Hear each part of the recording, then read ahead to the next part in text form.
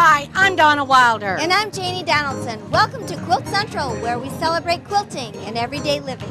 Today we're going to Paducah after dinner, where we'll go downtown to celebrate the summertime fun with antique cars, clowns, and all sorts of fun things. Our quilting will take a nautical theme, where we do the mariner's compass and a lighthouse. So stay tuned to Quilt Central. Funding for Quilt Central has been provided by the American Quilter Society, dedicated to promoting today's quilter. Sulky of America, taking creativity to new heights with decorated threads, stabilizers, and books. Come Quilt With Me. Turn your revolver instead of your template. Gammill Quilting Machine Company. With a quick hands-on test, you will discover why quilters choose Gammill. Bernina of America. Nothing sews like a Bernina. Nothing. Paducah McCracken County Convention and Visitors Bureau. Paducah, where no one is a stranger. Quilting Machines International, providing quilting machines and supplies for the world. Free Spirit Fabrics, quilting fabrics with style. Quilt Central, celebrating quilting in everyday living with your hosts Jane Donaldson and Donna Wilder. When visitors come, they're going to enjoy staying in our nautical bedroom. Let's take a look at the before picture. And now, how we magically changed it. We started with the mariner's compass theme in several of the pieces. We covered the bed covering with a beautiful quilt. We then had a quilt on the wall. You'll notice our nautical picture. And then finally, we're going to look at the I Spy quilt.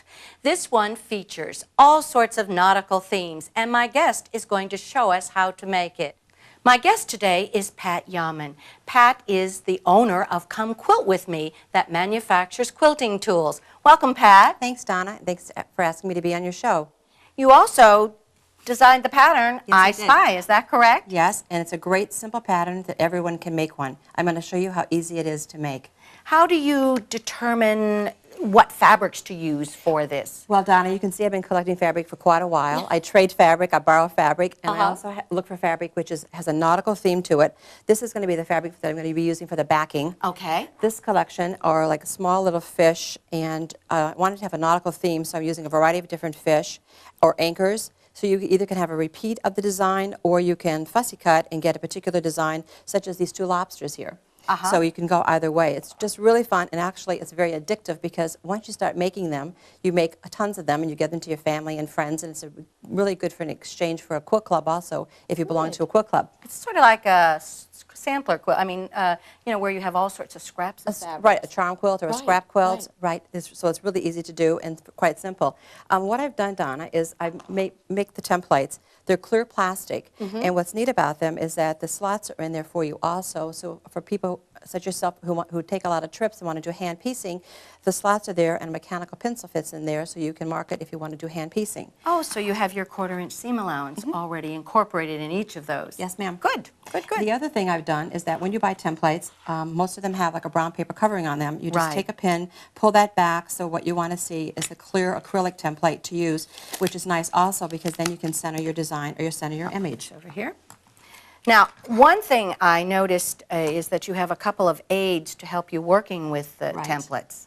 They are really great, Donna, and I found that by teaching at several different shows and also in my classes, that when you're cutting, you are always moving your mat. Right. So I'm going to show you how to cut the strip first, which is going to be used for the hexagon. Okay. This is a repeat image, and then I'm going to show you some tips about cutting a triangle, and then show you how easy it is to piece together. Good. We'll start with that. So first thing you want to do is always start with a fresh blade in your cutter. Okay. And I know I need to cut a 4.5-inch strip. So just lay this down, cut straight across, move that to the side, and then you can begin cutting.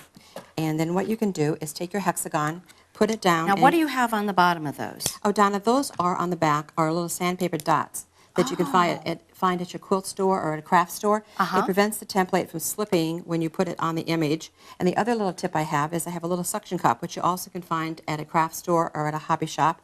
Lay this down, and you can see how I want to get this boat in. I want to get these two lighthouses in. Right. So you audition the fabric as to where you want it placed. Exactly, exactly. Then in cutting, I like to put a little suction cup on, I put my finger down here, and what I'm using is a turntable, and being from Brooklyn, my son named it the Brooklyn Revolver.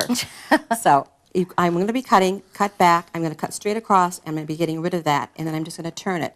My finger stays on the suction cup, my thumb goes on the base, so as you're cutting, you can see how easy it is, and you're getting rid of that fabric. And that'll eliminate your fingers getting near the blade. That, and you don't have to walk around the table, you don't have to move the template or your fabric, so it's always 100% accurate. So there's your little hexagon, which is cut out for you already. Perfect. I'm always kind of contorting my body to get, this is great to have when you can just rotate it around. Exactly. And also, Donna, you can sit and cut, or you can stand and cut. Good. Now, the other part of the pattern is a triangle. And with a triangle, Donna, sometimes, you need to cut it accurately, so you want to go back a little bit first, and you want to go straight over, and then just before the end, come back, and then get rid of that strip. Okay. Keeping your finger on the suction cup again. You can see how neat this is. You can turn it. And then you have the blade going back a little bit again. The reason that you go back a little bit is I cut 2, 4, 6 layers of fabric, and if you cut straight across with a triangle, you're going to get it pulling in your fabric. I've had that happen where it sort of bunches up underneath there. Exactly, and then piecing it together, it doesn't match. Right, and we don't want that to happen. Cut across, pick it up, and then come back and get rid of that, and you're all set. Good idea. So these are the only 2 pieces that you need to make, and let me show you how easy it is to put together. Do we need all these, or should we move this? We can move this aside. All righty, I'll take all of that to the side. Okay. This over. And then in piecing it together, I already sewed these, and this is really easy, Donna, because what you can do... Put that down on the table so I can take a look there. Here's your hexagon, and what I tell my students is think of this as being 12 o'clock. Right. Think of this as being 11 o'clock, it's time for lunch. So you can chain piece these through your sewing machine, and then what you're going to do after you get them done, turn it around and go back the other direction, or 5 o'clock, it's time for dinner. And you'll know that you're always right because the triangles overlap each other. That's right. And do you press to one side? Is that when you're going to press it, you're going to press it out flat, so the hexagon is flat. You have 2 tails, as it's called in sewing, for your triangles. Don't cut those off. Sometimes people want to cut them off because that is your matching point for your triangles. So never cut them off. Okay? All righty, so that's the unit that we have, So it's just cutting the fabric into strips because the templates already include the seam allowances. Okay. Cut your hexagons, cut your triangles, and then what you're going to be doing is adding a triangle on either side of the hexagon. You make a whole stack of those. Actually, what you're making are diamonds. Okay. And this is why it's easy for a beginner. It's straight sewing. Let me show you. I've already sewn these, so piece these together. You can see how you can lay it out. So you can move things around if you want, and you can move the images and get maybe a darker one. Right. Now, in sewing it again, you're going to be sewing just a straight line together. In matching it together, the reason that you need the points on is that, see how it matches up perfectly? Just a little point. And it doesn't even need a pin in it. Start down 1/4 inch, you don't have to back tack, and just sew straight across. And then let me show you what I've done. Okay, I'll move these. Okay, move those. And then here is how it's going to come out. This is my first row. Right. This would be my second row. Here's the next row. And you can see that you're going to be adding these on. And you can change where you want them to go? Change the position, exactly. Or if I wanted to move this down, obviously I'd have to make a few more over here, but if I put this one here and I wanted to keep this, I would need to add another triangle over here, which I happen to have. So add that triangle. Okay. And then here's your next row. And the other thing are they up? Can you? Oh, you want some of them? You can turn them either way. It doesn't have to all be in the same direction. But what you want to remember also is each hexagon is always surrounded by triangles. Okay. And in piecing it together, it's really, really simple that you just do opposite sides of the triangles. You put them together, and you're creating rows. And then your diamonds are creating rows going down horizontally. And then you take your ruler. Here's the ruler right here. Thanks, Donna. And you lay this down. And then you take your rotary cutter. Oh, when you get to the finished part. Exactly, and we're going to cut straight across. How you're going to square that off. I'm not finished with this one, so I'm not going to go ahead and cut it, but that's how you would do it, because you have a top and the bottom are already straight seams, so to straighten off the side. And also, you can see that your rows will be ending with hexagons on this end and triangles on this end. And then you can finish it off. Now, there are lots of different themes you can do, and I know you brought one that I thought was very clever. Pat went to a family reunion, so she came home after being there, and what did you title this? This is called Cats and Dogs, Donna. You know, a family trip, being in a van for over a long weekend, We all met in Northern California, and you know how brothers and sisters argue back and forth, so I thought how appropriate. I happened to have this cat and dog fabric with me, so it was really a great piece to work on, and it brings back great memories of the trip as well. What fun. And, you know, I never thought there were that many dog and cat fabrics out there, but You can do anything, Donna. I also recently just made one for my sister-in-law who's a dental hygienist, and it has all different dental tools on it. No. And the fabric is dark turquoise. It looks like drills. So she's going to get that for her birthday. She's going to hang it in the office. So you can have any kind of a I can't imagine theme. there were fabrics with all those drills. It's really on them. great, and it's fun. So it could be you could make this for a child for a upcoming birth. You can make for a 50th anniversary, or you could put photos in here and use photos and set your hexagons up with different designs for a family reunion. You could do signatures. What you want to do is, with your triangles, always look for a pattern that will showcase the fabric that you're using. Because it's sort of a frame around it. It's framed around it, and it kind of ties the whole thing together as well. And talk about theme prints. This was a good Halloween quilt. This was Let's just fun open to a do portion of also. that. This was our larger size that I have, which is a 5-inch hexagon. And again, I look for fall things that you could do for Halloween, and also to carry me over for Thanksgiving, because I can leave it out on the table and put my food on the top of it and whatever, and people come. It's also good for kids. You could play a game with them, like find the 2 bears or find the 2 cats. Great. Or matching things, and it's really just a fun, easy pattern that everybody can do. Well, Pat, thank you for sharing this with us, and I'm glad you joined us today. Thank you very much, Don. It was great being here. And next we're going to see Jane at the long arm quilting machine. The Mariner's Compass is a popular pattern, and it's great for our nautical theme. And it allows me to teach you some different patterns, alternatives to meandering. So I'm going to use this open space around here to show you some of those things. First, I'm going to start in the middle and give you a little bit on straight lines. This foot is 1/4 of an inch across, so from the needle to the outside edge is 1/4 of an inch, which makes it great for quilters because we always quilt in 1/4 inch increments. So I have also added to this machine a larger throat plate, which gives me a surface here to push against with my ruler.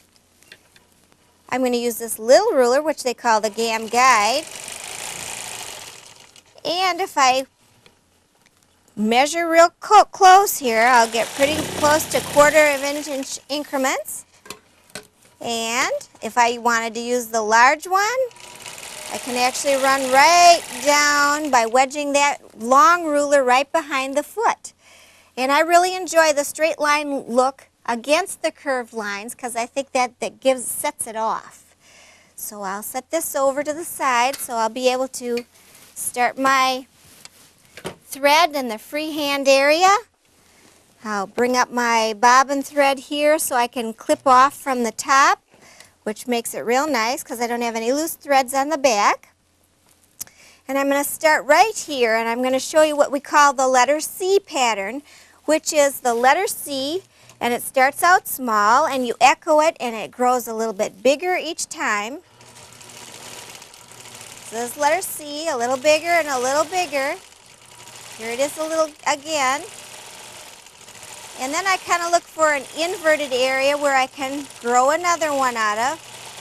You can see how fast that goes. And it fills in an area really nice and gives it a motion. And that's what we like to see in the backgrounds, is we like to see that motion. See how nice that works? We're also going to show you another one. It's called the Plume, and you start with a teardrop shape.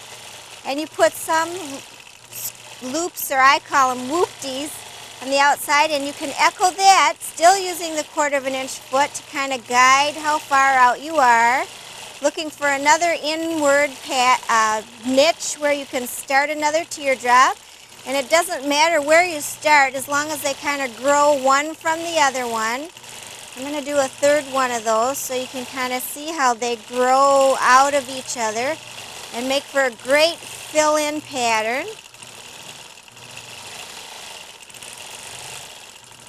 Then I'm going to show you one that's very similar to that. It's called the Comet. But this first piece that you start with is more of a comma shape. You can put the loops on it like this, or to give it a more celestial look, you can put spikes on this one.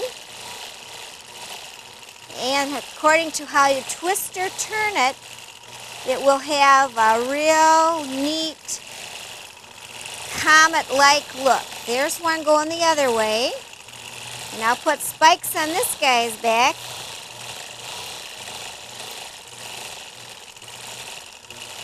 Echo it once or twice according to how much space you're using. I hope you can see that well because it really is a beautiful pattern.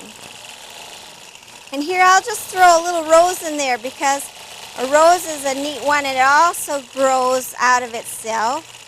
You just kind of make a swirl inward and outward. You add scallops to that one and you echo that, also using that foot to help you measure by.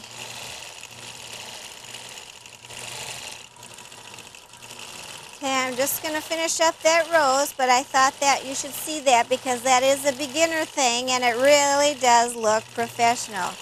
Now some of you girls want to do something that's a little bit more artsy. So you might want to remember how you used to do a star like this when you were in school, or you'd get those on your school papers. Well, these stars are incomplete. They're just parts of the star, and you actually do cut across your own quilting.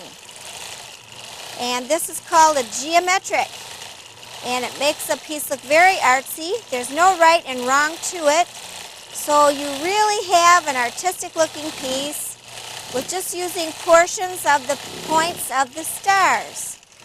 Now, one more thing that gives it kind of a pointy look is a flame. You just kind of curve a flame up and you bring some taller than other ones. And this has kind of a sunburst effect. It's a great fill-in and it goes fast. And if you'd like to echo those, you give them a little bit more body. You can make them bigger or add little ones at the top. I have also seen it used in feathered work, and some of the girls call it a seaweed feather because it looks a little bit like seaweed in some of the more oceanic pieces. And I just thought maybe you girls would have a good time with these. They're fast, they're easy. They are beginner stitches. I'm sure that you would really love to try them. And that's about all I have time for today, but that's quite a few new techniques that I've shown you, so get quilting. The soul of any city can be found in its downtown area. Paducah, Kentucky's downtown suffered a mass exodus of retailers in the 1980s. Eventually, Paducah's downtown became block after block of boarded-up windows, a mere whisper of what it once had been. In May of 1997, Tom Irwin, owner of a horse-drawn carriage business, came up with an idea to attract people back downtown. His idea blossomed into After Dinner Downtown Paducah, held Saturday nights from late spring to early fall. Entertainment can be found along 6 blocks of Broadway, the main downtown road. On after-dinner nights, you're liable to see all types of entertainment. Singers of all sorts are on every street corner. But the entertainment is not limited to music. There's a nice variety to please just about everybody.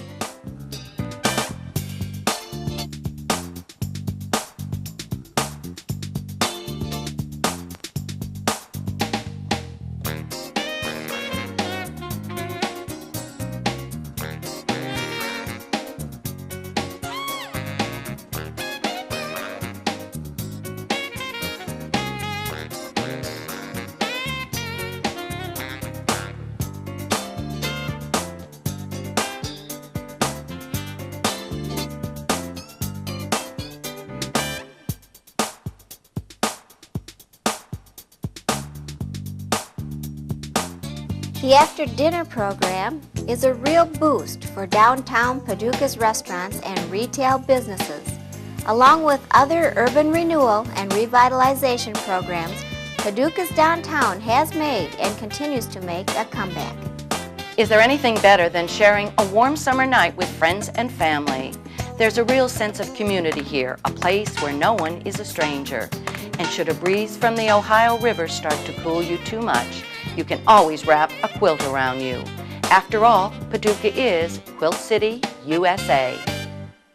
Continuing our nautical theme, my guest is going to show us how to embellish a shirt. Joining me is Joyce Drexler, who is the creative director for Sulky of America, the manufacturers of threads and stabilizers. Welcome, Joyce. Well, it's always so much fun to come back, and I have an exciting project that I'm just really thrilled about that's wonderful as an overshirt that you can wear Great. Well, this looks when super. you go sailing or boating. Isn't this wonderful? It's super. So let's get into it. It's really fun and a fast thing to do. We Good. use a ready-made shirt, and then we're going to make our pattern of a yoke. And the way that you do that is you take the iron-on stabilizer, and you actually iron the pattern and poke the iron so it's going along that flat felt seam. right. And it actually makes an indentation. Can you see that all right? I absolutely can. Now we have gone ahead and drawn a black line along there because now what will happen is this peels off the shirt very easily. Oh, how clever. Isn't that cool?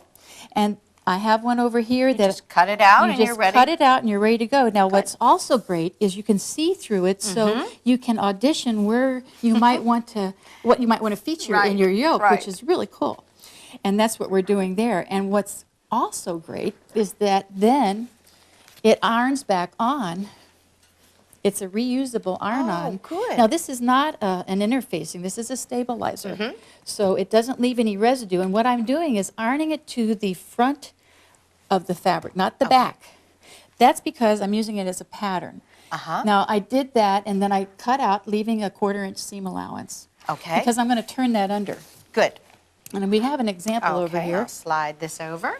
Now when you do this, you also want to, if you're going to use a fusible, you could have put that on and fused it on. But if you're going to want your shirt to stay soft and pliable, you can just turn under the edge like we did here, and using the water, the spray, Do you want to? temporary spray adhesive, Okay. that's how I got that to stay down. So it's just sort of, instead of basting, you do that. It's so much faster. Oh, yes. And then I'll just top stitch right along the edge. Perfect. Using an edge foot. Now what I've done is taken a ruler and a white chalk marker, and I simply put an X across the back, and that gives me the line that's going to allow me to follow in the beginning with my twin needle stitching.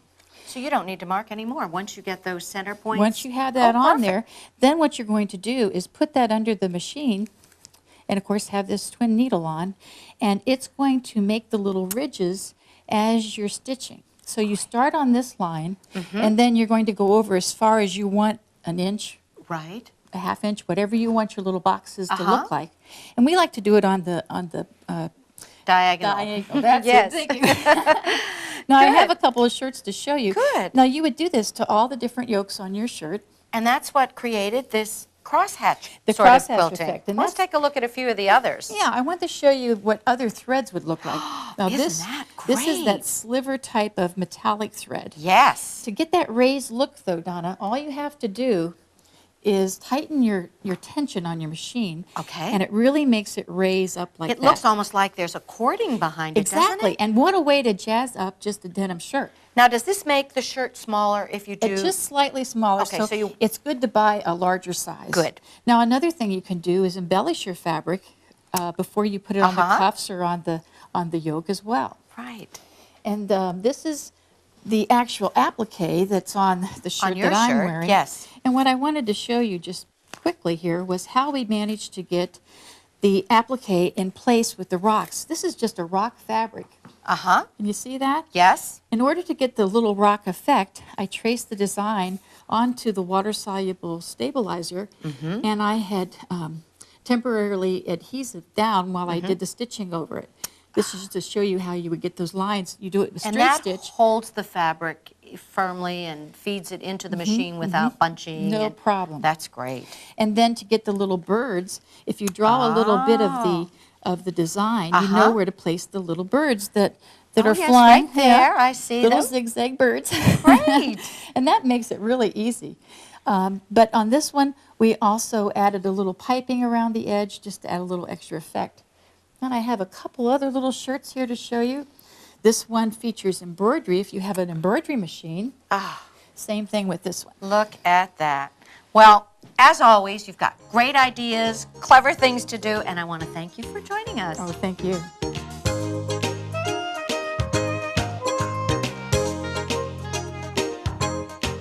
Visit the Quilt Central website at www.quiltcentraltv.com for more information on this program.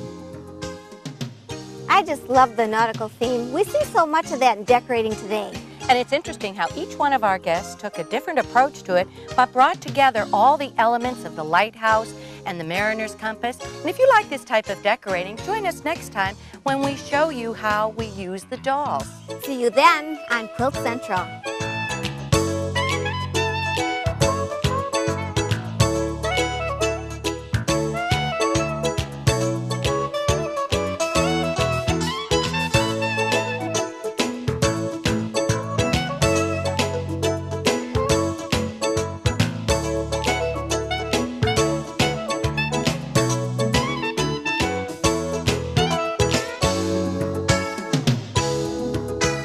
Funding for Quilt Central has been provided by the American Quilter Society, dedicated to promoting today's quilter.